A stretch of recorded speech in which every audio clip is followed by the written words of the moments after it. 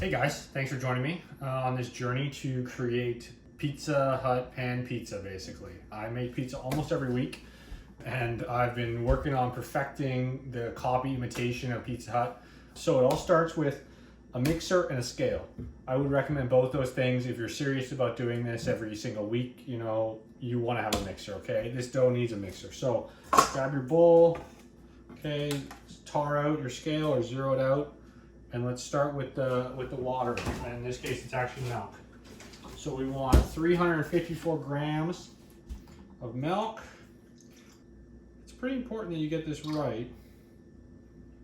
So 253, there we go. So that's the milk, 254. Now we need the flour. I'm just using an AP flour, an all-purpose flour. Some people would use a stronger flour, like a bread flour, which has a higher protein content. And you can, but I find that for the kind of soft crust I want, I prefer the AP.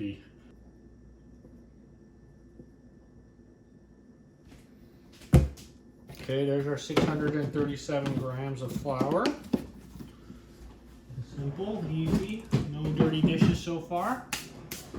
Let's grab our yeast. I buy yeast in a really big package at Costco and keep it in the fridge, and it lasts a very long time. So we want 7.7 grams of yeast. Of course, this is not, doesn't have to be perfect. Yeast, you just want to make sure you have enough yeast. I see people worrying about like blooming their yeast first or putting it in warm water for a while. Make sure it's live. If your yeast is within a few years old and you keep it in the fridge, it's alive, okay? Just put it in with the dry ingredients. Everything goes in together.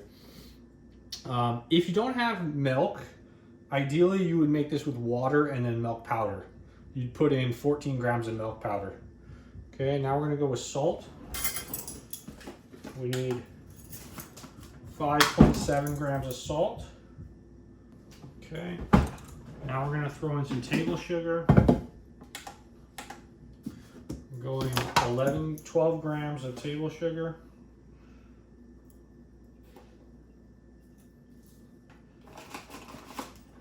I prefer to go with tender flakes instead of oil. It's a hard fat at room temperature. I think it gives a better, less greasy dough.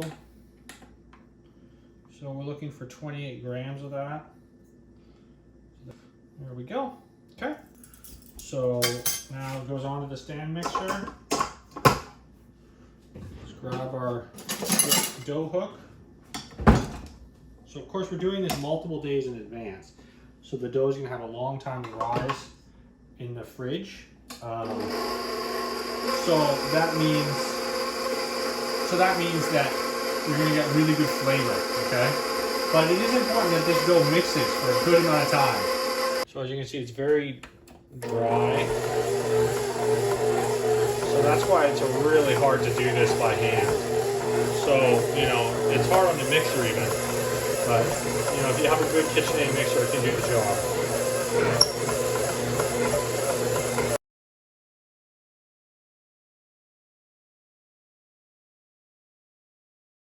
job. Okay guys, so that's mixed up.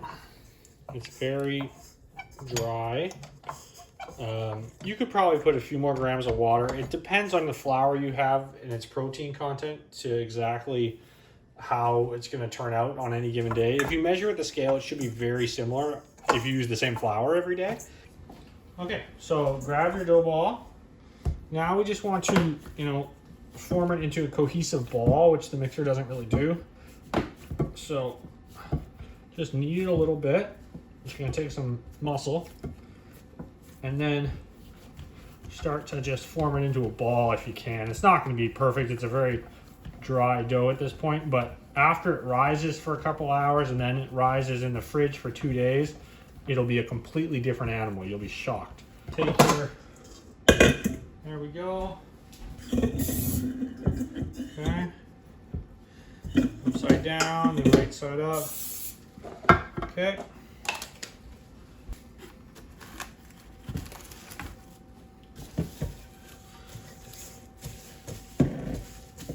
Okay, hit that with plastic wrap and give it 2 to 3 hours on the counter. Okay, welcome back, guys. So it's been 4 hours, okay? So I had to put the kids to bed, but this has just been rising. So let's just, so you can see, we use cold milk, right? So it's gonna start really slow. The first hour and a half, it doesn't rise almost at all. But of course it does eventually rise. So we're just gonna turn this on now, portioning. I'm making 2 14-inch pizzas, which would be considered large pizzas in America. 12 inches a medium, 10 inches a small generally. You can make 3 mediums with this, I would say. So you could portion it into 3 for 12 inches. I'm gonna do 2 for 14. You could probably do 5 if you're making like an 8-inch pizza, something like that. I make mine in a cast iron, so I have a 14-inch cast iron pan. But so we're just gonna try to eyeball this. That looks pretty good. Okay, now's the time to punch down, and I mean punch down the dough. We're trying to get out the gas that's been generated in there, because that's going to slow the fermentation down in the future. It's going to limit the fermentation, the rising basically this next time. So I'm going to punch it down like that, and then I'm going to kind of like using this hand to like tuck under, this hand to rotate, and this hand to tuck under. We're just gonna try to get the tension on the dough ball. Nice. All right, right now, the dough is still pretty, it's much more workable than it was when we put it in, but it's still, so ideally we're trying to get all those creases to meld together so that when you're forming your dough the final time after this rise for 2 days in the fridge, you don't have to worry about any cracks forming in your dough.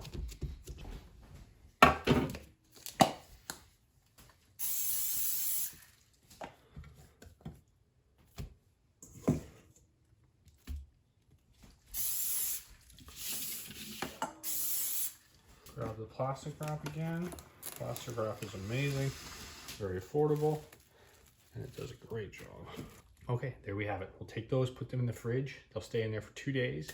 We'll bring them out about 6 hours before, 4 hours before you want to make your pizza. Okay guys, let's make the sauce real quick here while the pizza's proofing in the fridge. It's best to make this heated up and then put it in the fridge overnight if possible. We're gonna start with 2 cans of tomato paste. I think these are 6-ounce cans. We do milliliters here up in Canada, so 156. But I believe those are considered 6-ounce cans. So we're just gonna get these open.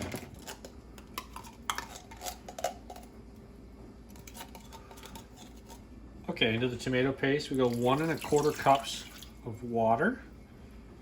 We go a heaping ½ teaspoon of Italian seasoning. This is the closest I've found and tasted to the Pizza Hut sauce from the research I've done.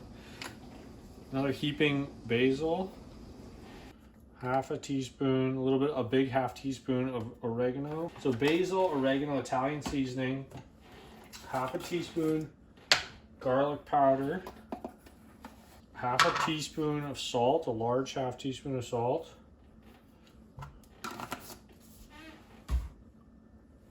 and then 1 1/2 teaspoons of sugar, kind of on the large end, so probably closer to 2. Hit that with your emulsion blender.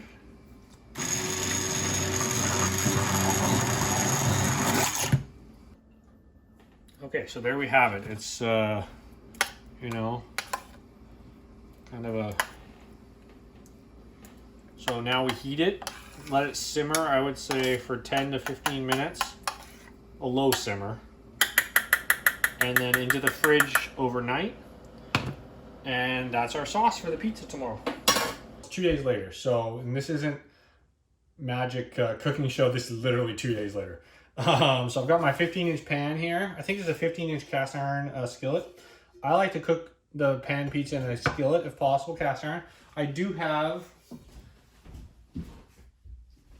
real like pizza pans as well, same size, but I find the crust burns a little bit. I think this heavier bottom prevents a little bit too much heat from just hitting the bottom before the top's done. So we're 2 hours before. So here's one of our dough balls here. that we prepped.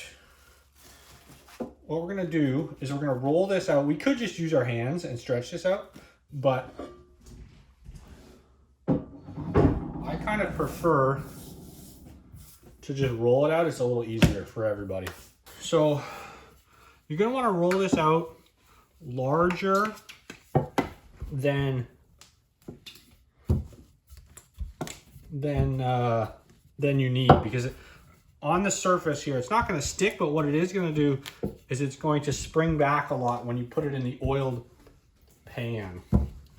So you definitely want to get this, sorry, we're scooting around here, bigger than you kind of think you need to.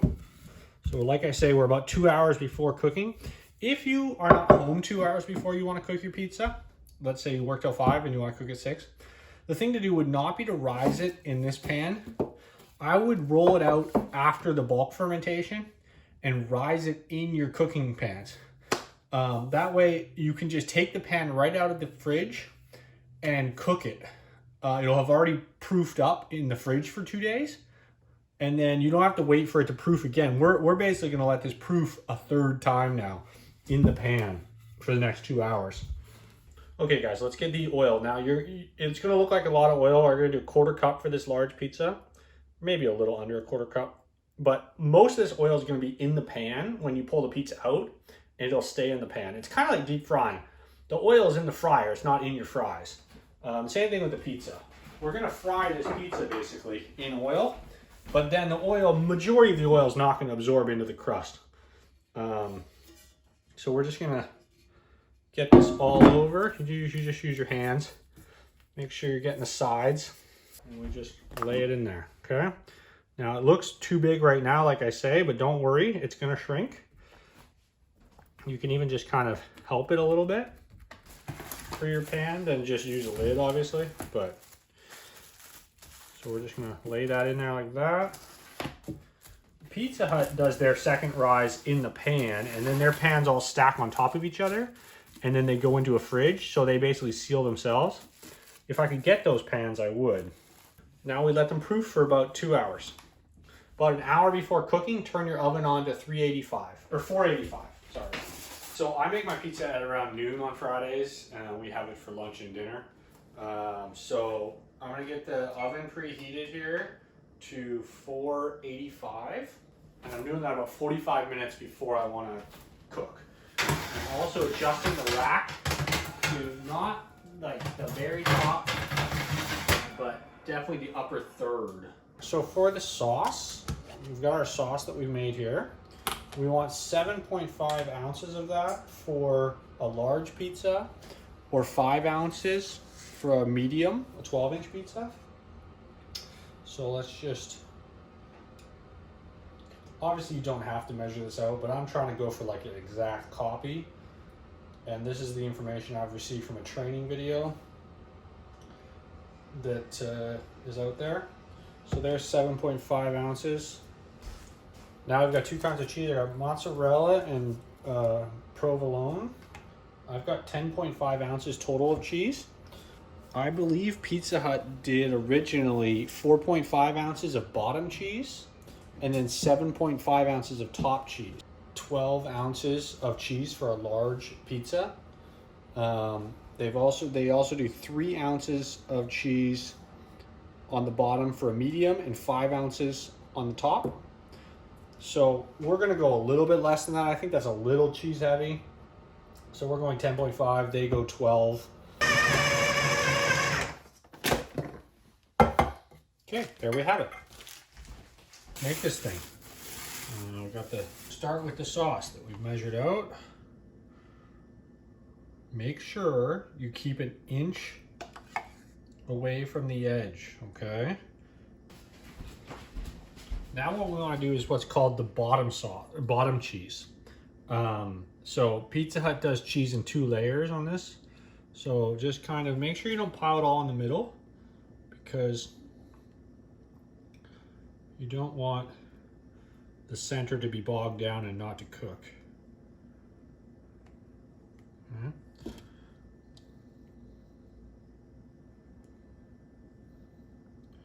That's pretty good for the bottom.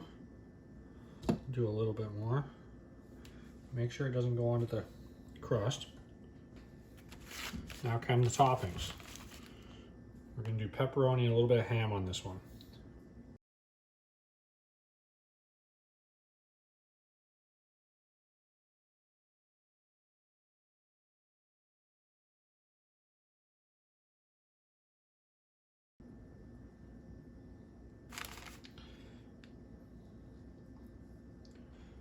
Okay, let's just get all that ham on there.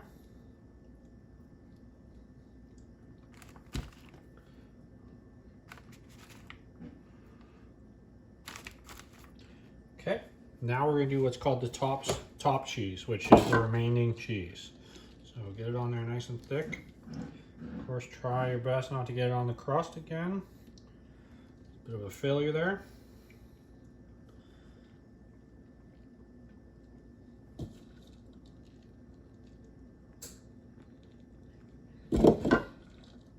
This is 10 ounces of cheese on a 14-inch pizza. You'd want to do 8 ounces of cheese on a 12-inch pizza total.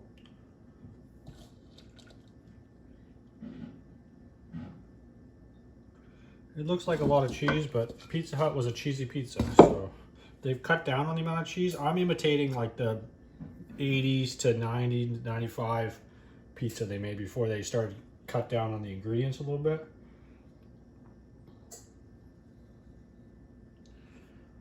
Well, I don't know that they've cut down exactly, but I think when you get one of their pizzas, well, the ham and pineapple always has a lot of cheese, but some of the other ones are not so much.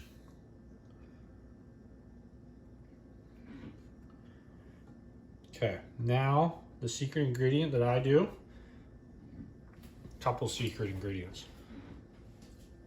So now one of my secret ingredients is I get butter flavored cooking spray, okay?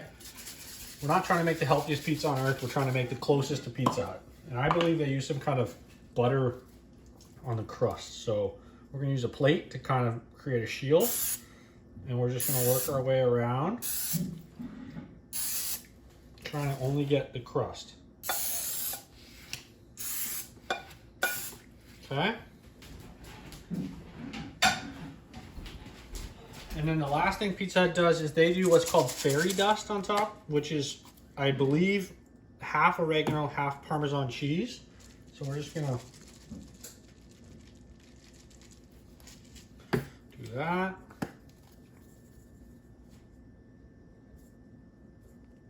Okay. There's your pizza, ready to go in the oven. 485 for 12 to 13 minutes, I find. I'll tell you how long this one's in once it's done. Okay, 485, well preheated.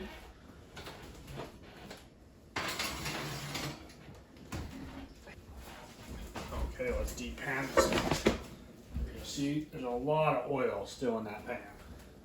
So here we go. Let's cut this thing.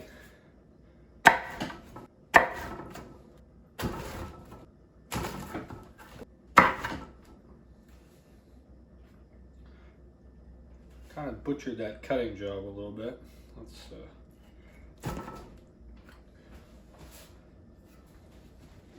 I've never done such a bad job at cutting, but I guess I've never done it on camera before.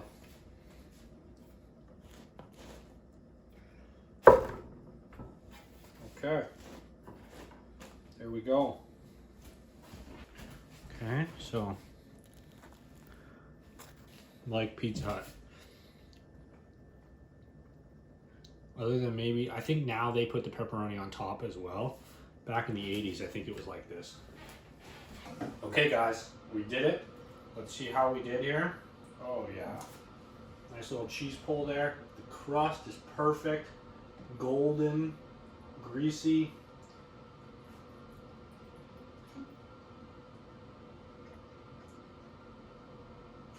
Wow. That is so close, guys. You're never going to be perfect. The pepperoni's a little different, probably cheese blend, but I don't think you can. The height is perfect. The crunchiness, the outside, airy, a little bit doughy in the very middle underneath the toppings. That's exactly how Pizza Hut was.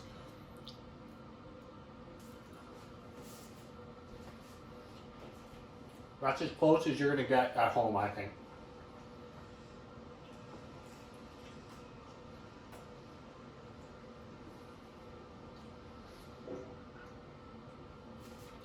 Whew. Thanks for watching, guys.